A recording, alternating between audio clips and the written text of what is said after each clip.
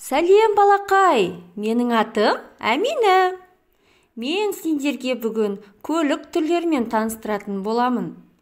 Ал ендеше кеттік. Мынау жол полиция көлігі.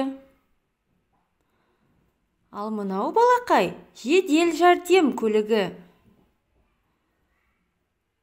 Балалар, мына көлік такси. Ал мынау көлік автобус.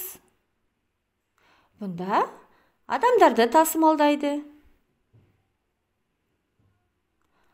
Ал балалар, келесі көлік түрі мынау біздің әкелеріміз жүргізетін жеңіл көлік. Балақай, бүгінгі тақырып сендерге ұнады ма? Олай болса, өзіңнің сүйікті көлігінің суретін сал.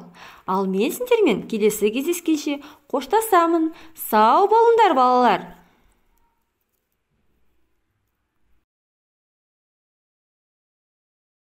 Сценарий жазушы Мейрамгүл Орынқұлқызы Жұпар Жұмағалиевна. Қоюшы режиссер Жұпар Жұмағалиевна. Монтаж және дыбыс қоюшы Азира Бейсенбековна. Назарларыңызға рахмет.